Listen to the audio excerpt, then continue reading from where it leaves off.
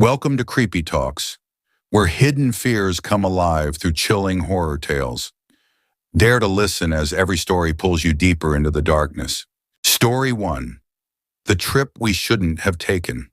Holidays are supposed to give you memories you want to keep, photos you smile at years later, stories you tell at family dinners, moments that feel warm even when the weather is cold. No one ever talks about the memories that don't fade, the ones that come back at night, the ones that wait for holidays to return, so they can return too. This is one of those memories, and I wish it had stayed buried. It was meant to be simple. A winter holiday trip, no work calls, no deadlines, no city noise. Just 6 friends, a rented cabin, in a remote mountain town few people had even heard of. We wanted quiet. We got silence. And there's a difference. The 6 of us. There were 6 of us. Friends since college. Ryan, the loud one who joked his way through everything. Emily, calm, practical, always the voice of reason. Daniel, quiet but observant, the type who noticed details others missed. Sophie, adventurous, obsessed with travel and unexplored places. Mark, the skeptic.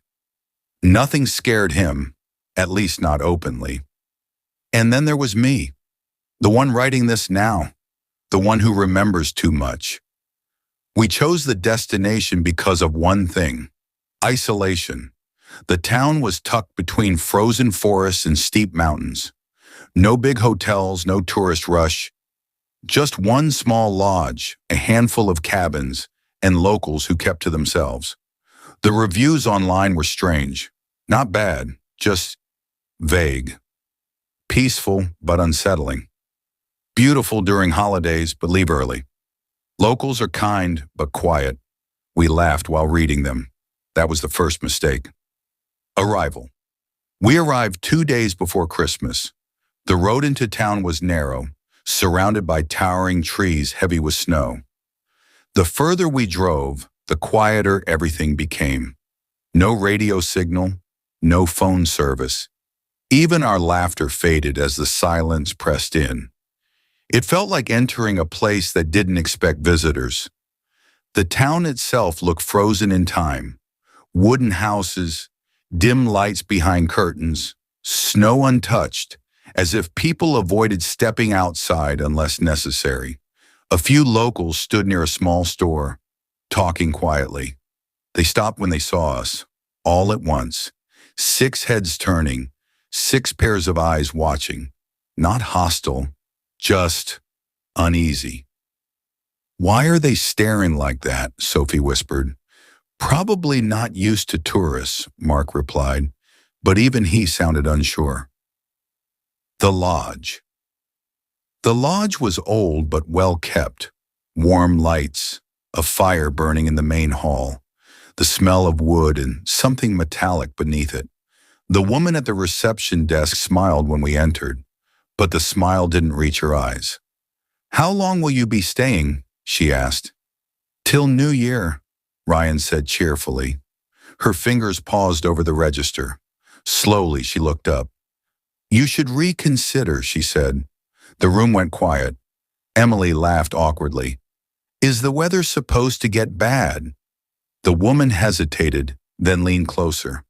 "Holidays change this place," she whispered. "Not everyone enjoys what comes with them." We exchanged glances. Ryan broke the tension with a laugh. "Sounds mysterious. We'll take our chances." The woman didn't argue. She simply slid the keys across the desk. Cabin 6. I remember the number clearly. I wish I didn't. The rule that evening: the lodge owner, an older man with tired eyes, came by our cabin to check if we needed anything. Before leaving, he stopped at the door. "There's one rule," he said. His voice was calm but serious. "After sunset, don't open the door for anyone." Mark raised an eyebrow. "Anyone, even staff." "Anyone," the man repeated. Ryan smirked. "What if it's one of us?" The man looked at him for a long moment. Then he said something that made my stomach tighten. especially then. He left without explaining. We stood there in silence. Sophie finally laughed. Every creepy town has a creepy rule. But no one laughed with her. Nightfall night arrived fast. The sun disappeared behind the mountains, and the temperature dropped sharply. Inside the cabin, we cooked, drank, played cards, and tried to forget the rule. By 11 p.m., exhaustion set in. One by one, lights went off. Snow fell steadily outside, muting everything. The silence returned. I don't know what woke me. There was no dream, no sound at first, just a sudden, sharp awareness. The feeling that someone was standing close. Then it came. 3 knocks. Slow, deliberate. Knock, knock, knock. My heart started pounding. Across the room, I saw Ryan sit up. Did you hear that? He whispered. Before anyone could answer, the knocks came again. This time, closer, heavier. Then a voice spoke. My voice. Guys, open the door. It's cold.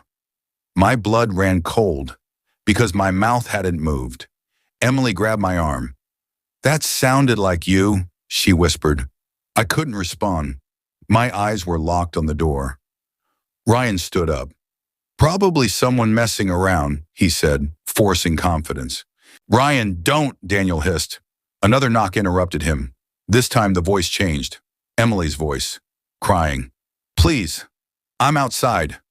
Emily was right beside me, alive, shaking. Ryan reached for the handle, just inches away. Then, silence. No footsteps, no wind, nothing. The knocking stopped as if it had never existed.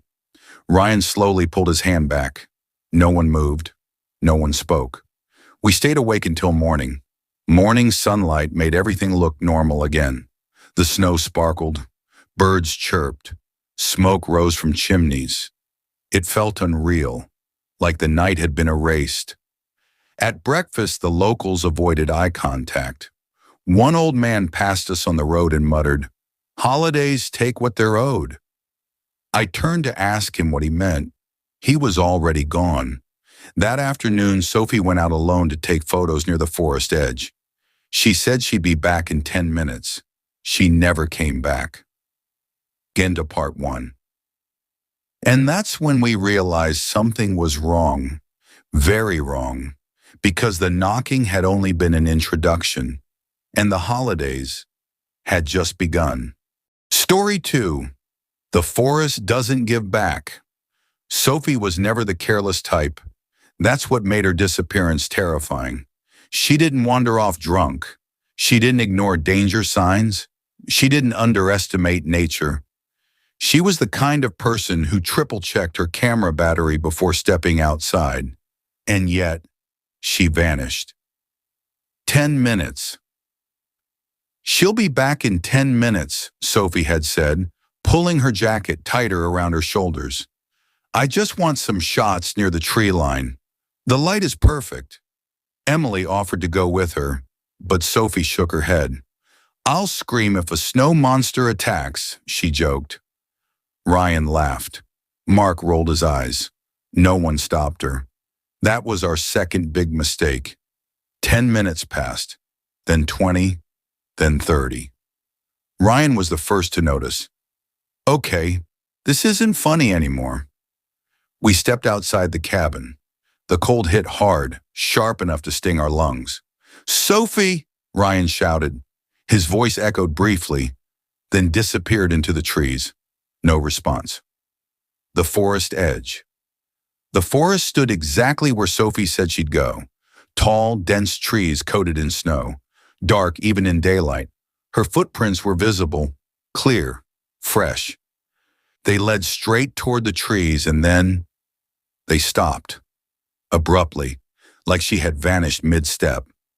Emily knelt down, touching the snow. There's no struggle, she whispered. No drag marks, no animal tracks. Daniel frowned. It's like the forest swallowed her. Mark scoffed nervously. People get lost all the time. She probably walked further in. But his voice shook, and we all felt it. Something was wrong. The warning we ignored. We went straight to the lodge. The woman at the reception desk took one look at our faces and knew. Someone went into the forest, she said quietly. Yes, I replied. Our friend. She hasn't come back. The woman closed her eyes. How close to the trees? Ryan answered. Just near the edge. Her face drained of color. That's close enough. The lodge owner appeared from the back. When he heard what happened, his shoulders sagged. You shouldn't have let her go alone, he said. Why? Emily demanded. What's in that forest? The man hesitated. Then he said, the forest doesn't take people. We waited. It keeps them. Search party. Despite their fear, a small group of locals agreed to help search, but only until sunset. No one enters after dark, one man said firmly. Why not? Mark asked. The man looked at him like he'd asked why fire burns. Because after dark, he said, the forest answers. We searched for hours, calling Sophie's name, scanning the ground, listening, too closely. That's when I heard it, a faint sound, crying, Sophie's voice. Help, please. Emily grabbed my arm. You heard that too, right? I nodded. The sound came from deeper in the trees. Too deep. The locals froze. One of them whispered, That's not her. Voices that know you. The crying continued, weak, desperate. Ryan took a step forward. Sophie, we're here! The crying stopped instantly. Then Sophie's voice spoke again, clear this time. Ryan, I'm cold. Ryan's face went pale. That's exactly what she says when... Stop, the local man snapped. Do not answer it. Mark lost his temper. So what? We just leave her? The local stared at him. She's already been answered. At sunset, they forced us to leave the forest. We protested, yelled, begged. It didn't matter. The locals wouldn't cross the boundary once the light faded. They locked the forest gate behind us. I didn't even know forests could have gates. Night 2. Back at the cabin, panic set in. Emily cried silently. Ryan paced. Mark drank. Daniel stared out the window. No one mentioned the knocking, but we all thought about it. At 12:07 a.m., it returned. 3 knocks. Slower this time. Heavier, like something learning. Ryan whispered, Don't answer. Don't answer. The voice came anyway. Sophie's voice, but wrong. Too calm. Too empty. Why didn't you come for me? It asked. Emily covered her mouth to keep from screaming.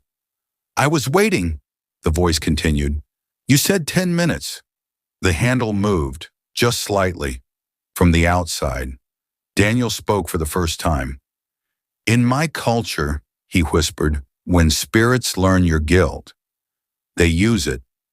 The knocking stopped, but sleep didn't come. The truth. The next morning, we confronted the lodge owner. Tell us what's happening, I said. Please. He sighed. Holidays bring outsiders, he said. Outsiders bring attention. Attention from what? Emily asked. He gestured toward the forest. This land was never empty, he said. Before the town, before the lodge, there were rituals. For what? Mark asked. To keep balance. He told us the truth in fragments, that something lived between the trees, something that fed on presence, on voices, on recognition. During holidays when people gathered, when emotions ran high, it woke, and once it learned your voice, it could wear it. How do you stop it? Ryan asked. The man looked at him sadly. You don't, he said. You endure it. The rule of midnight. Daniel found an old notice board near the lodge. Faded papers. Handwritten warnings. One line stood out. If it speaks after midnight, it has already chosen. Chosen who? We didn't have to wait long to find out. That night, the knocking didn't come to the door. It came from inside the cabin, from Sophie's empty bed. Emily screamed. The voice whispered, I'm not cold anymore. End of part 2. And that's when we understood the worst truth of all. The forest hadn't taken Sophie. It had learned her. And now, it was learning us. Story 3, when it learned to come inside. The scream didn't echo. That was the strangest part. Emily's scream should have bounced off the cabin walls, filled every corner, carried into the night. Instead, it felt swallowed, like the sound never made it past us. We all jumped to our feet. Emily was standing beside Sophie's bed, shaking uncontrollably, staring down at the empty mattress. "There was a voice," she cried. "Right here. It spoke from here." The bed was untouched, cold, flat. No imprint, no sign anyone or anything had been there. Ryan ran his hands through his hair. "That's not possible," he muttered. "She's gone. She's not here." Daniel didn't answer. He was staring at the mirror across the room. The mirror. The mirror hung on the wall opposite Sophie's bed. Old, slightly warped. I followed Daniel's gaze, and my stomach dropped. For just a second, I saw movement in the reflection, not behind us, inside the glass. "Did you see that?" I whispered. Daniel nodded slowly. "In some traditions," he said quietly, "mirrors are doors during festivals, during transitions, during holidays." Mark scoffed, though his voice trembled. "That's superstition." Daniel turned to him. "So is knocking spirits," he said, "until they learn your name." Ryan grabbed a blanket and threw it over the mirror. The room immediately felt heavier, as if something had been watching through it and was now annoyed. No one sleeps. No one slept after that. We sat together in the main room, lights on, backs against the walls, watching every shadow stretch and shrink as the fire flickered. The cabin felt smaller than it had before, like the walls had shifted inward. At some point, Mark stood up. "I'm going outside," he said. "I need air." Ryan grabbed his arm. "Are you insane? After what happened?" Mark yanked free. "I won't be long," he snapped. "I just need to clear my head." The lodge owner's rule echoed in my mind. After sunset, don't open the door for anyone. I realized something worse. The rule never said anything about leaving. Mark outside. We watched from the window as Mark stepped into the snow. The moonlight lit the ground faintly, casting long shadows from the trees. Mark paced near the cabin, breathing heavily. Then he stopped. He tilted his head, like he was listening. We couldn't hear anything from inside, but we could see his face change. Confusion, then recognition. Mark turned toward the forest, slowly. "Did you guys hear that?" he called out. "No!" Ryan shouted. "Come back inside!" Mark didn't move. "That sounded like my mother," he said softly. My blood ran cold. Mark's mother had died years ago. He never talked about her. Never. The forest responded, in her voice. "Mark, it's cold here." Ryan ran for the door. I grabbed him. "No!" I yelled. "That's how it gets closer." Mark took a step toward the trees, then another. "Don't go!" Emily cried. "Please!" Mark turned back toward us and smiled. Not his smile. Too wide, too calm. "It's okay," he said. "She found me." Then the lights went out. Darkness. The cabin plunged into darkness. No fire, no lamps, nothing. Just the sound of our own breathing and something else. Footsteps, not outside, inside. Slow, measured, like something walking carefully, learning the space. "Mark?" Ryan whispered. No answer. The footsteps stopped near the door. Something knocked. From the inside. 3 times. Knock, knock, knock. Emily sobbed. Daniel whispered something in a language I didn't recognize. Then the lights flickered back on. The door was open. Mark was gone. Footprints led out into the snow. They went straight, toward the forest, and just like Sophie's, they stopped. The second truth. We didn't chase him. We couldn't. Fear had wrapped itself around our spines, heavy and paralyzing. At dawn, we went to the lodge. The owner didn't ask questions. He already knew. It's faster now, he said quietly. Once it enters a place, it doesn't wait. Why them? Emily demanded. Why Sophie? Why Mark? The man looked at us. Holidays soften people, he said. You remember. You regret. You miss. That's how it learns, Daniel whispered. The man nodded. He told us something the others never had. The full truth. The chosen order. It doesn't take randomly, the owner said. It follows attachment. Attachment to what? Ryan asked. To voices you'd open a door for, the man replied. Sophie had been adventurous, curious, always reaching for more. The forest answered that. Mark had been lonely, haunted. The forest used that. And next? Emily asked, her voice barely audible. The man hesitated. Then he looked at Ryan. Ryan's face went pale. No, he whispered. That's not true. You talk the loudest, the owner said gently. You answer first. You react. Ryan backed away. Night 3. That night we barricaded the cabin. Furniture against doors, windows covered, mirrors hidden. We stayed together. No one stood alone. At 12:07 a.m., the knocking came again.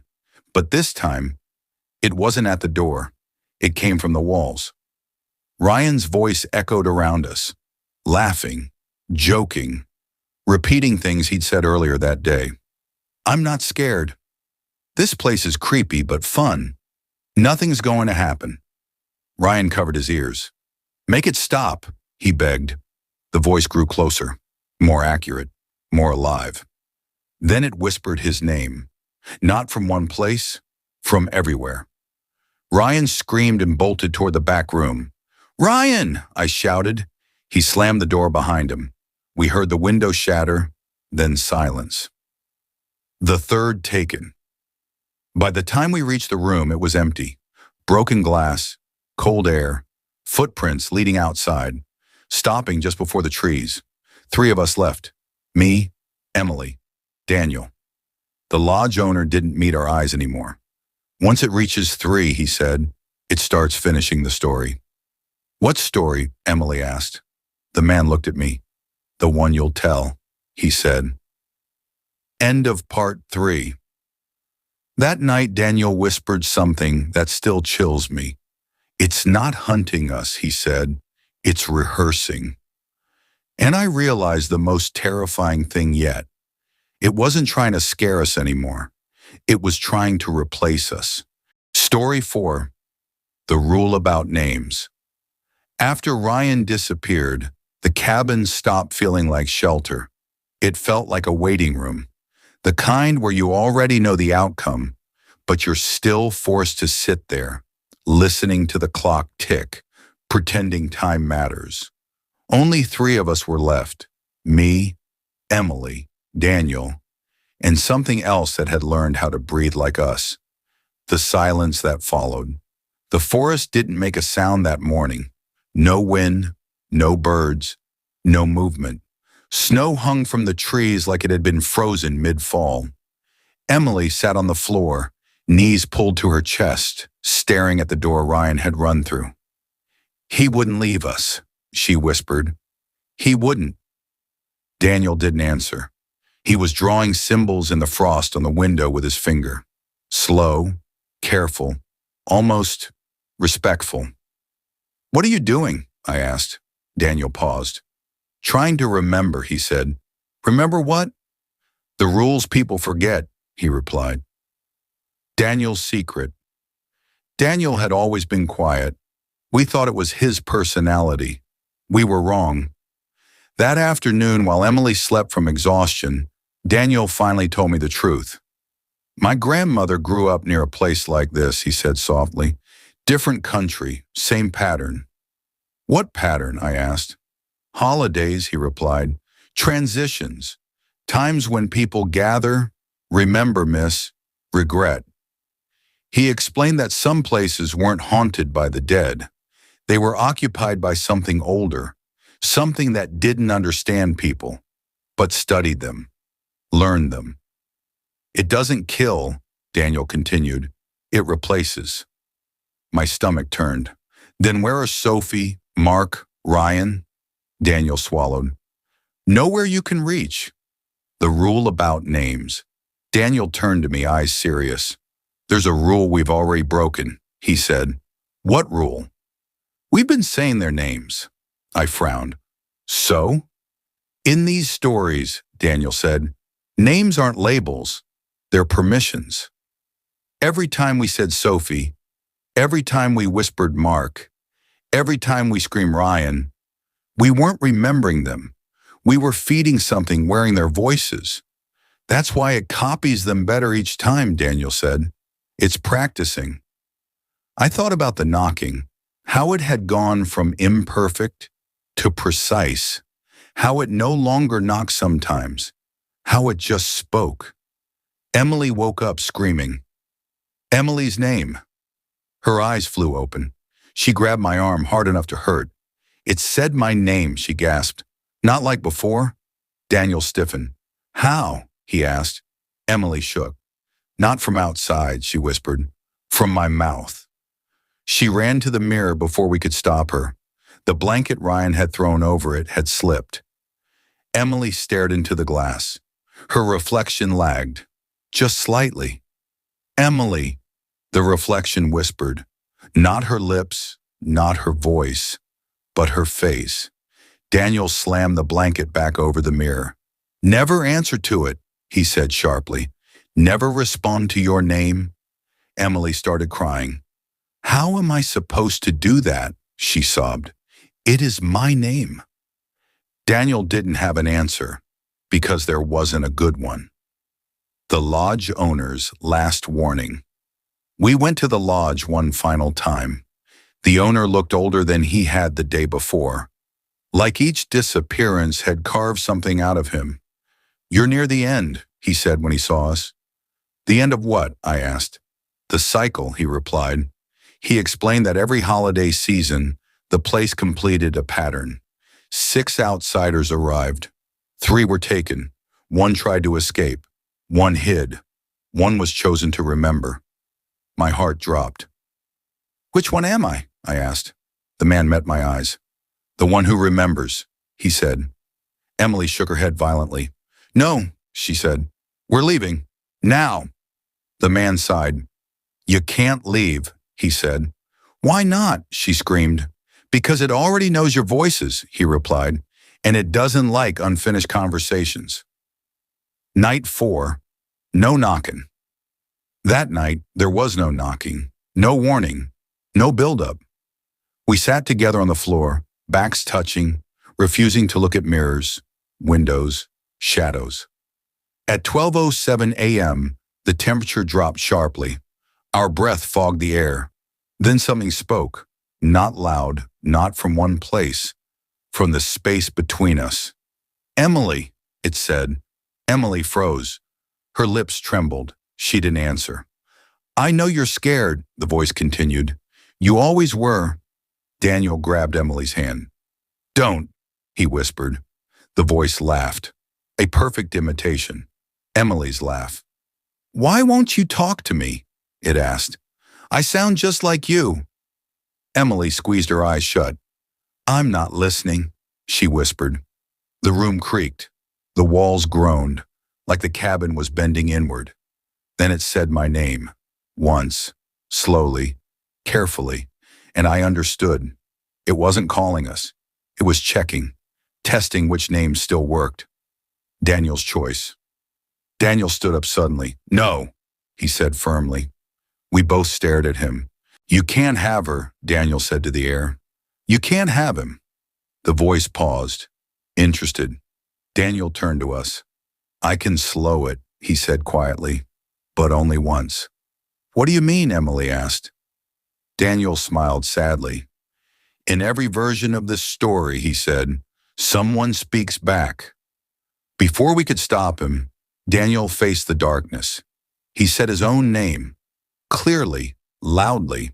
The response was immediate. The air shifted. The lights exploded. The mirrors shattered beneath their coverings. Daniel screamed, not in fear, but in pain. Something grabbed him, not physically, something deeper. "Run!" Daniel gasped. "Don't remember me." He was gone in seconds. No footprints, no broken windows, just absence. Only two left. Silence returned. Heavy, final. Emily collapsed. I caught her. We were alone now. Almost. At dawn, the lodge owner didn't come out. The lodge was empty, abandoned, like it had already moved on. Emily looked at me with hollow eyes.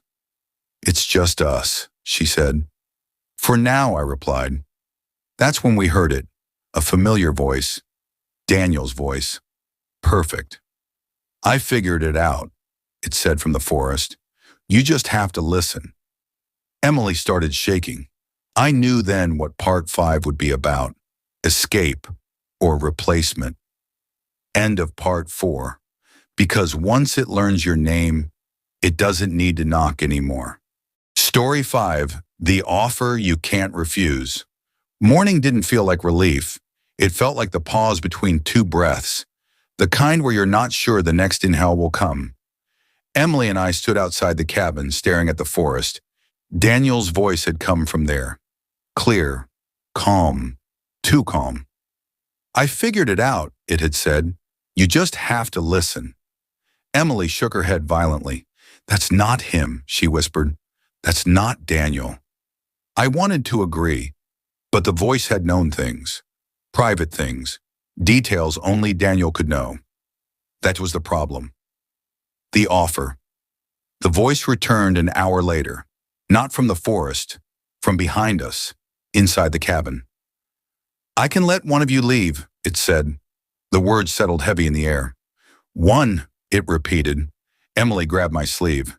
"It's lying," she hissed. Daniel's voice laughed softly. "I don't lie," it said. "I trade." I felt sick. "Trade what?" I asked. Silence followed. Then, a memory. The rule of remembering. It explained things patiently, like a teacher. This place didn't feed on blood. It fed in continuity, stories. Someone had to remember the holidays. Someone had to carry it forward. "One leaves," and the voice said. "One stays as memory." Emily looked at me, tears forming.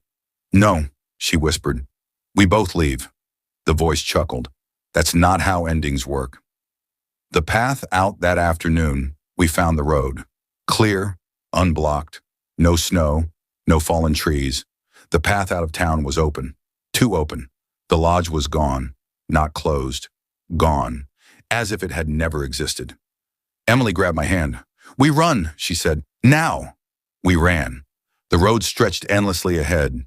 No turns, no signs, just white forest on both sides. After 10 minutes, Emily slowed. Her breathing became erratic. "I feel strange," she said. I looked at her. Her footsteps weren't leaving prints. The breaking point, Emily stopped completely. "I remember things I shouldn't," she whispered. Her voice changed. Not fully, just enough.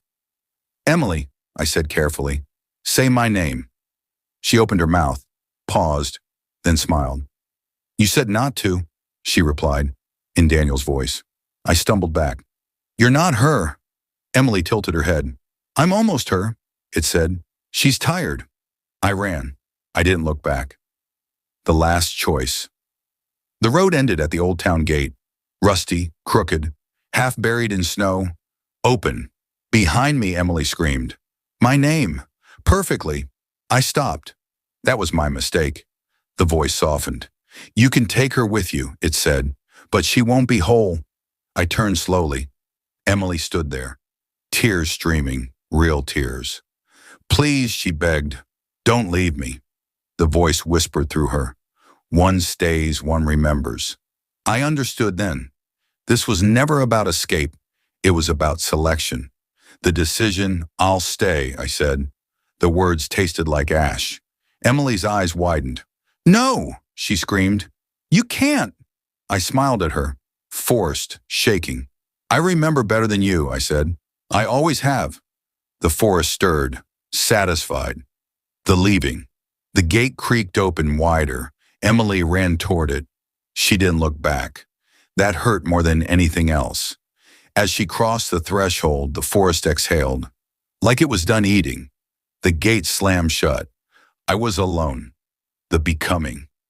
The cold didn't bother me anymore. Time felt thin, stretchable. I heard voices sometimes. Ryan laughing, Sophie calling for help, Mark whispering to his mother, Daniel explaining rules. I didn't answer. I remembered. End of part 5. I don't know how long I stayed. Days, years, holidays. Because the story always needs someone to hold it together. And soon, it would be time to knock again. Story 6. The One Who Knocks. Holidays return whether you're ready or not. They don't ask if you survived the last one. They don't care what you lost. They just arrive. Again, and so do I. I don't know how long I stayed in that place after Emily left. Time doesn't behave normally when you become part of something. Days folded into nights. Winters blurred together. The forest stayed the same. Waiting. Watching. What it means to remember.